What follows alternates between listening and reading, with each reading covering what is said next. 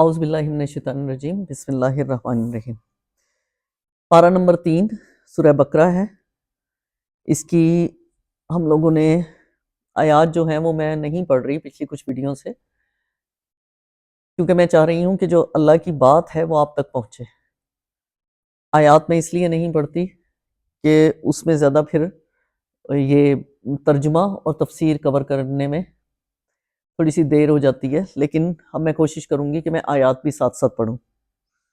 یا ایھا الذین آمنوا اذا تداینتم بدین الی اجل مسمی فاکتبوہ ولیکتب بینکم کاتب بالعدل ولا یابا کاتب ان یکتب کما علمہ اللہ فلیکتب ولیملل الذی علیہ الحق ولیتق اللہ ربہ ولا یبخس منہ شیئا فإن کان الذی علیہ الحق سفیہا او ضعیفا او لا یستطیع ان یمل فلیملل ولیہ بالعدل۔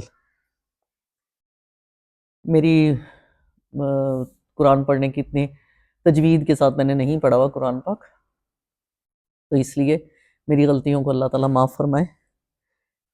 اب اس کا ترجمہ ہے: اے لوگو جو ایمان لائے ہو، جب کسی مقررہ مدت کے لیے تم آپس میں قرض کا لین دین کرو تو اسے لکھ لیا کرو۔ فریقین کے درمیان انصاف کے ساتھ ایک شخص دستاویز تحریر کرے جسے اللہ نے لکھنے پڑھنے کی قابلیت بخشی ہو، اسے لکھنے سے انکار نہیں کرنا چاہیے۔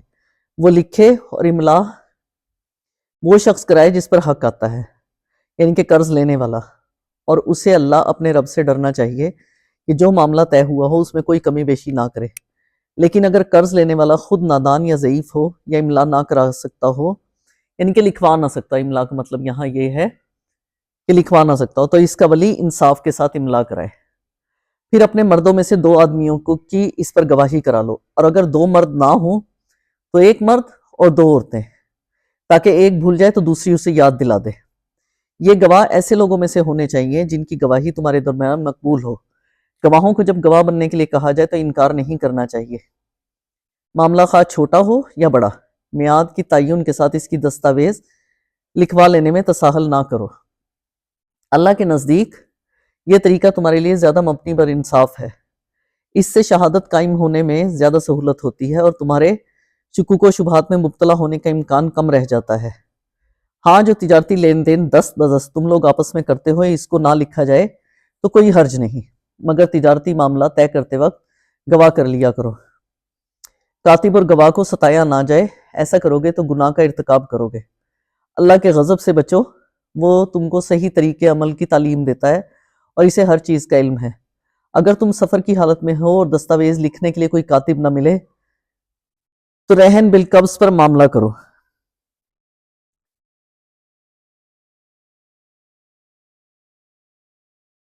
اگر تم میں سے کوئی شخص دوسرے پر بھروسہ کر کے اس کے ساتھ کوئی معاملہ کرے تو جس پر بھروسہ کیا گیا ہو اسے چاہیے کہ امانت ادا کرے اور اللہ اپنے رب سے ڈرے، اور شہادت ہرگز نہ چھپاؤ۔ جو شہادت چھپاتا ہے اس کا دل گناہ میں آلودہ ہے، اور اللہ تمہارے اعمال سے بے خبر نہیں ہے۔ آسمانوں اور زمین میں جو کچھ ہے سب اللہ کا ہے، تم اپنے دل کی باتیں خواہ ظاہر کرو یا چھپاؤ، اللہ تعالیٰ بہرحال ان کا حساب تم سے لے لے گا۔ پھر اسے اختیار ہے جسے چاہے معاف کر دے اور جسے چاہے سزا دے، وہ ہر چیز پر قدرت رکھتا ہے۔ رسول اس ہدایت پر ایمان لایا ہے جو اس کے رب کی طرف سے اس پر نازل ہوئی ہے، اور جو لوگ اس رسول کے ماننے والے ہیں انہوں نے بھی اس ہدایت کو دل سے تسلیم کر لیا ہے۔ یہ سب اللہ اور اس کے فرشتوں اور اس کی کتابوں اور اس کے رسولوں کو مانتے ہیں، اور ان کا قول یہ ہے کہ ہم اللہ کے رسولوں کو ایک دوسرے سے الگ نہیں کرتے۔ ہم نے حکم سنا اور اطاعت قبول کی۔ مالک، ہم تجھ سے خطا بخشی کے طالب ہیں اور ہمیں تیری طرف ہی پلٹنا ہے۔ اللہ کسی متنفس پر اس کی مقدرت سے بڑھ کر ذمہ داری کا بوجھ نہیں ڈالتا۔ ہر شخص نے جو نیکی کمائی ہے اس کا پھل اسی کے لیے ہے، اور جو بدی سمیٹی ہے اس کا وبال اسی پر ہے۔ ایمان لانے والوں، تم یوں دعا کیا کرو: اے ہمارے رب، ہم سے بھول چوک میں جو قصور ہو جائیں ان پر گرفت نہ کر۔ مالک، ہم پر وہ بوجھ نہ ڈال جو تو نے ہم سے پہلے لوگوں پر ڈالے تھے۔ پروردگار، جس بار کو اٹھانے کی طاقت ہم میں نہیں ہے وہ ہم پر نہ رکھ۔ ہمارے ساتھ نرمی کر، ہم سے درگزر فرما، ہم پر رحم کر، تو ہمارا مولا ہے، کافروں کے مقابلے میں ہماری مدد کر۔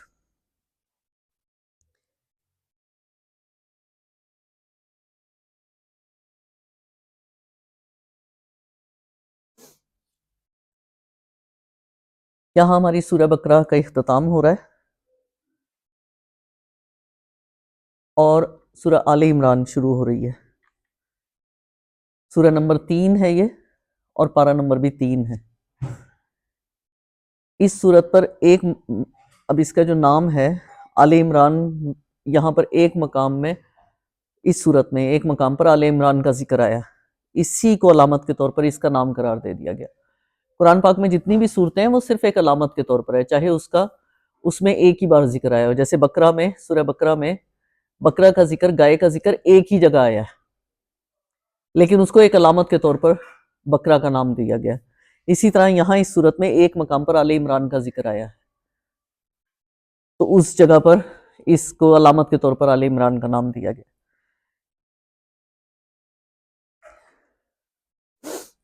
اس میں جو ہیں وہ 4 مضمون ہیں اس صورت کے اندر. پہلا جو مضمون ہے اس میں اللہ تعالیٰ آدم، نوح، آل ابراہیم اور آل عمران کو تمام دنیا والوں پر ترجیح دے کر اپنے رسالت کے کام کے لیے انہوں نے منتخب کیا تھا. اس سے شروع ہوتی ہے جو آیت ہے ان اللہ اصطفیٰ، وہاں سے شروع ہوتی ہے اور 6 رکوع کے اختتام پر ہوتی ہے. یہ 9 ہجری میں ان کی آمد کے موقع پر نازل ہوئی تھی.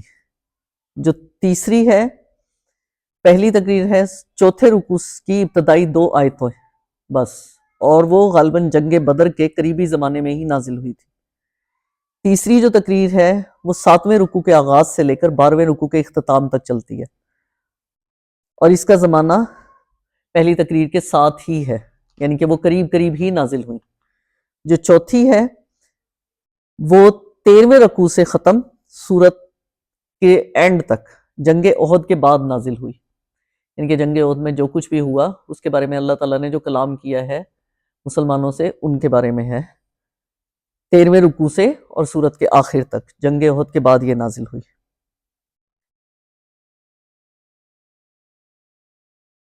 اب اس کا شان نزول جو ہے، سورت کا تاریخی پس منظر یہ ہے کہ سورہ بقرہ میں اس دین حق پر ایمان لانے والوں کو جن آزمائشوں اور مصائب کا سامنا تھا اور ان کو پہلے سے متنبع کر دیا گیا تھا، وہ پوری شدت کے ساتھ پیش آ چکی تھی. جنگ بدر میں اگرچہ اہل ایمان کو فتح حاصل ہوئی تھی، لیکن یہ جنگ گویا بھیڑوں کے چھتے میں پتھر مارنے کے مقابلے میں تھی. اس اولین مسلح مقابلے کے ساتھ عرب کی ان سب طاقتوں کو چوکا دیا تھا کہ جنگ بدر میں اتنے تھوڑے سے لوگ تھے اور ان کو فتح حاصل ہوئی مسلمانوں کو، عرب کے اتنے سارے لشکر کے باوجود. ہر طرف طوفان کے آثار نمایاں ہو رہے تھے، مسلمانوں پر ایک دائمی خوف تھا اور بے اطمینانی سی طاری تھی. ایسا محسوس ہوتا تھا کہ مدینہ کی ایک چھوٹی سی بستی جس نے گرد و پیش کی ساری دنیا سے لڑائی مول لے لی ہے، صفحہ ہستی سے ہی مٹا دی جائے گی. ان حالات کا مدینہ کی معاشی حالت پر بھی بہت برا اثر پڑ رہا تھا. اول تو ایک چھوٹے سے قصبے میں جس کی آبادی چند سو گھروں سے زیادہ نہیں تھی، اچانک مہاجرین کی بڑی تعداد کے آ جانے سے معاشی توازن ویسے ہی بگڑ گیا تھا، کیونکہ وہاں پر تھوڑے سے لوگ تھے اور تھوڑا سا وہ ایک چھوٹا سا قصبہ ہی تھا، مدینہ کی جو آبادی تھی، تو اس میں بہت سارے لوگ آ گئے تھے، مہاجر آ گئے تھے، اور انصار نے ان کو اپنے گھروں میں جگہ دی تھی، ان کو اپنے گھروں میں جگہ دی، ان کو اپنے کام میں اپنے ساتھ کیا، تو اس کی وجہ سے ویسے ہی معاشی توازن کافی زیادہ بگڑ گیا تھا. اور اس پر مزید یہ کہ جنگ ان کے اوپر نازل ہو گئی. ہجرت کے بعد نبی صلی اللہ علیہ وسلم نے اطراف مدینہ کے یہودی قبائل کے ساتھ جو معاہدے کیے تھے، ان لوگوں نے ان معاہدات کا ذرہ برابر بھی پاس نہیں کیا. جنگ بدر کے موقع پر ان اہل کتاب کی ہمدردیاں مسلمانوں کی بجائے مشرکوں کے ساتھ تھیں. بدر کے بعد یہ لوگ کھلم کھلا قریش اور دوسرے قبائل عرب کو مسلمانوں کے خلاف بدلہ لینے پر اکسانے لگے کہ تم لوگوں کو انہوں نے ہرا دیا ہے جنگ بدر میں، تو اب تم بدلہ لو. نبی صلی اللہ علیہ وسلم کے ساتھ، مسلمانوں کے ساتھ ان کی کوئی جو انہوں نے باتیں کی تھی کہ ہم آپ کا ساتھ دیں گے، انہوں نے کوئی ساتھ نہیں دیا اور مشرکین کے ساتھ مل گئے. اہل مدینہ کے ساتھ ان یہودیوں نے دوستی کے جو تعلقات ان کے صدیوں سے چلے آ رہے تھے، ان کا پاس لحاظ بھی انہوں نے اٹھا دیا. آخرکار جب ان کی شرارتیں حد برداشت سے گزر گئیں تو نبی صلی اللہ علیہ وسلم نے بدر کے چند مہینے کے بعد یہی ان یہودی قبیلوں میں جو سب سے شریر لوگ تھے حملہ کر دیا ان پر اور انہیں اطراف مدینہ سے نکال باہر کیا۔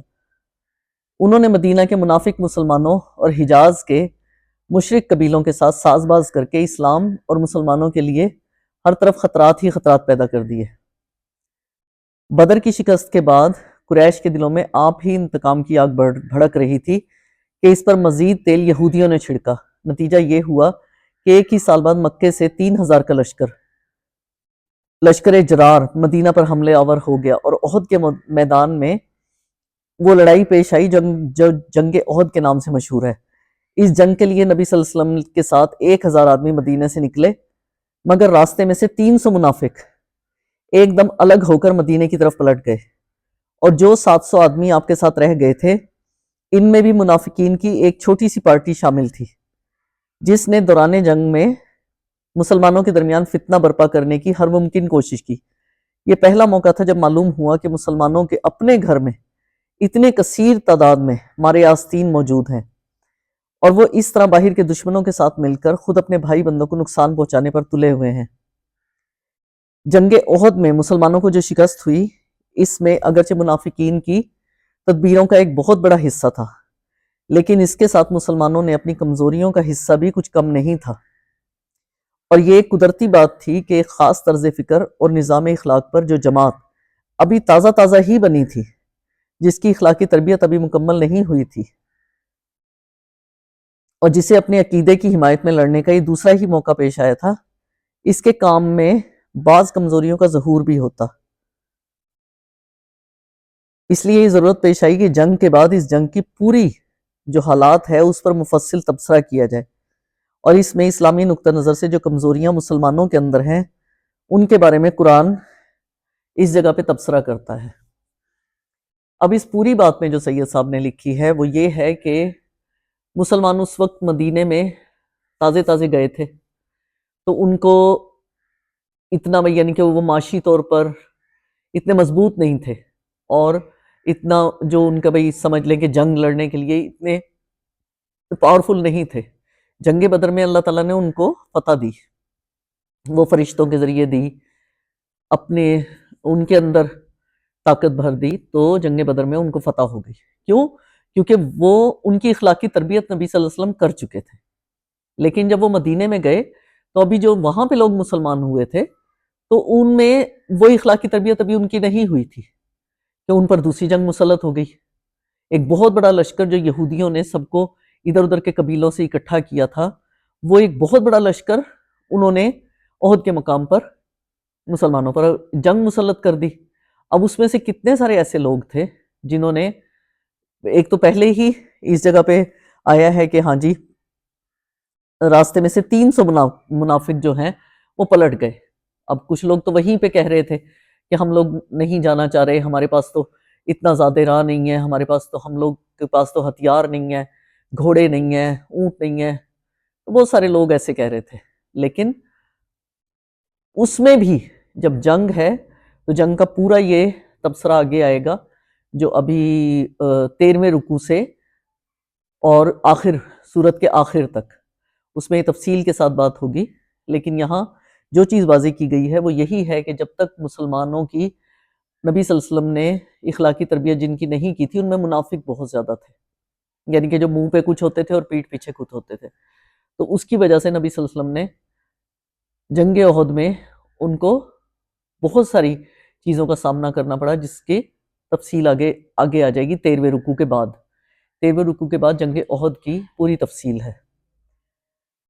اب ہم اگلی ویڈیو میں اس سورت کو شروع کریں گے، سورہ آل عمران کو۔ ابھی فی الحال یہ ویڈیو یہیں تک، انشاءاللہ تعالیٰ اگلی ویڈیو میں ملتے ہیں، سورہ آل عمران شروع کریں گے اس میں۔ اللہ حافظ۔